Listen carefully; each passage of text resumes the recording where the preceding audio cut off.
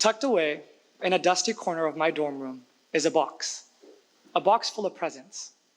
Looking through it, you'll find a Star Wars Lego figurine, a pressed purple flower, a pair of devil horns, and a broken pair of nail clippers. These objects do not hold much monetary value, but the memories they carry are worth their weight in gold.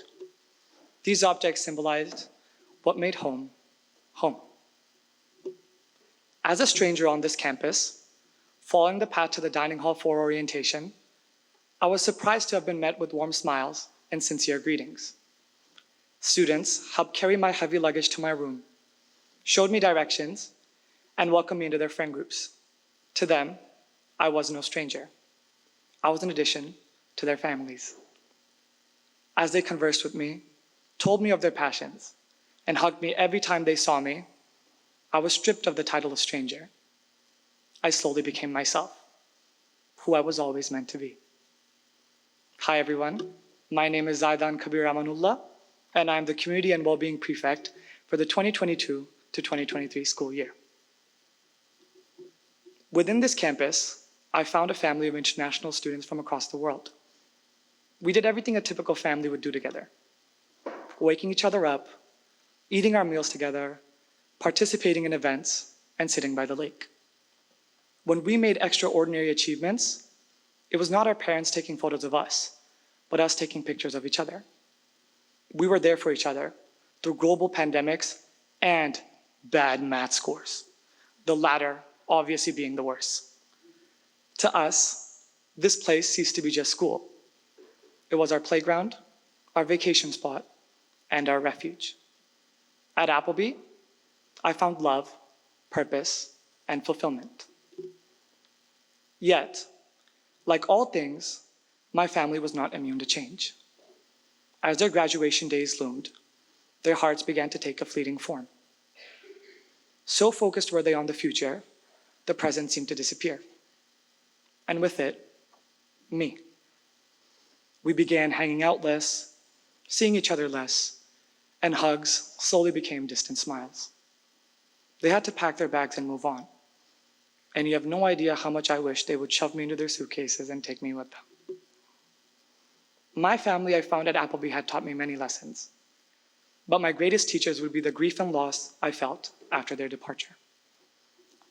I let it consume me, because moving on would mean becoming indifferent to their absence. So I grieved and grieved for countless nights, crying so hard that my entire body would shake. I was unwilling to face the reality that they would never come home. I loved them all so much, to the point that when they had to leave, they had taken parts of me along with them. Eagerness, passion, appreciation of beauty, confidence. Bit by bit, they had taken away what made me, me, leaving an empty shell of who I was. Debating did not have the same spark, and serving others did not feel as enjoyable. Worst of all, it made me feel like a stranger in the place I had called home for so long. Summoned by silence, the ghosts of my past haunted me as I had to retrace the steps we walked together, alone. Going to the Muskoka chairs, the common room in Collie, and our beach meant stepping into a time machine with a knack for transporting you to melancholic moments.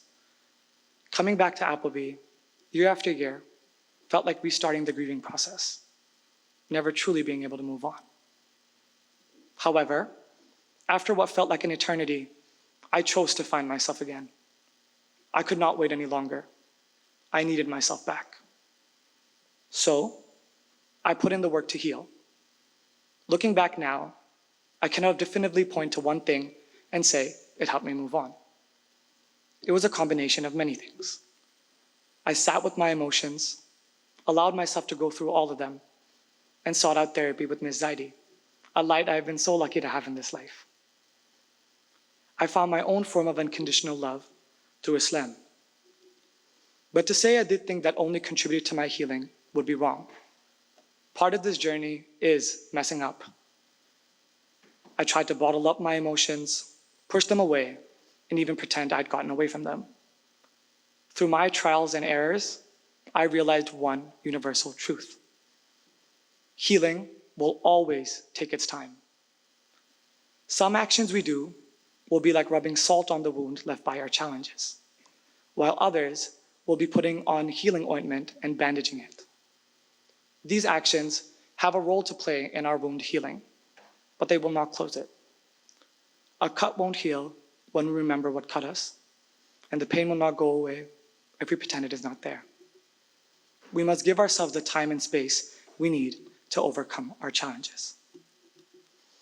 Healing brought about a new perspective. I had a newfound appreciation for loss and its impacts on my life. I became thankful for the little time I had with my family. So, to the members of my family who are no longer here, it was a privilege to have loved you, and it was a privilege to have lost you, because losing you made me who I am. And I love who I am. The pain and sorrow left in your absence enabled me to see the same hurt in others so that I can be there for them when they need me. The impact from your departure was like a fracture in the lens through which I viewed my life. Yet, following that fracture led me to where I am now. I would not have known the value of community if I did not lose you. And I would not have seen the importance of well-being if I had always been happy with you. I had learned that although I've worked incredibly hard to build my own legacy, my own path, it is a continuation of those who came before me. It is the path of the prefects who embodied boundless compassion, the path of all the international students who have lived and breathed this land. I stand in this chapel as a representative of my family. As an international boarder who is a prefect this year, I bring the love, hopes, and dreams of my people to this role.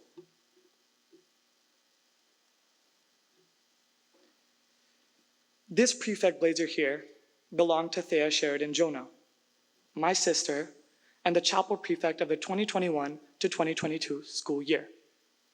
On the day of her graduation, under the cold summer rain, she gave it to me. In her heart, she was sure I was going to be a prefect, disregarding the doubt in mine. She believed in me.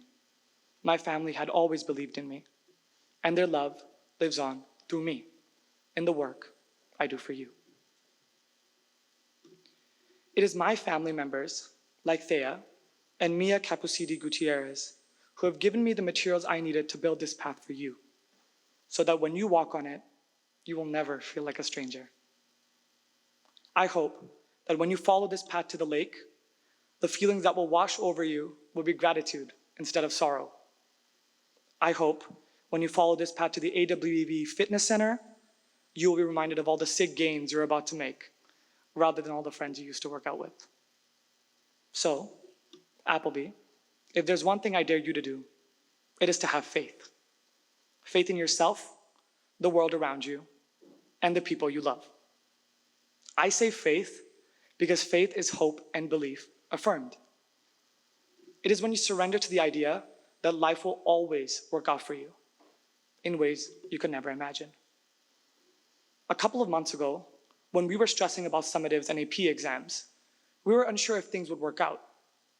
Yet, looking back now, the stress seems silly. We made it out of that period with the scores we needed, and it was all determined by one thing all of us in this chapel have done. We put in the work. If we work towards it, we receive what we deserve from it. We have all made it through so much. So I ask you to let go of your self-critical thoughts and have faith in yourself. You have overcome every loss, every disappointment, and every challenge that has been thrown your way.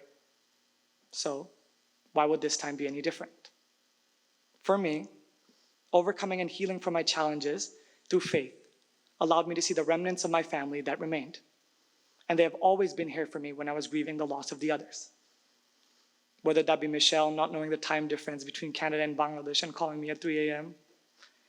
Owen, my roommate, well, ex-roommate, checking up on me every now and then. Lilia and I spending countless hours bonding over capstone, or Aaliyah running up to give me a hug every time she sees me. These people make me feel like I belong, and I hope to pass on that same love to you so that when you see me, you do not see your, might I add, first community and well-being prefect. You see Zaydan, a student, a peer, and a friend. Being here for you in your journey is what I do this for. And I hope that if Appleby feels like an empty house to you, I can make it feel like home. I want to remind you that every challenge thrown your way will teach you something so beautiful, so sacred, that when you overcome it, it'll give you a newfound appreciation and understanding of life. And you will overcome it. Each of you in this chapel are embodiments of strength, beauty, and resilience. You carry the love of all those who have and still have faith in you. Do not let the challenges you face along the way turn you into a stranger. Because if there's anything this world needs, it's more of you.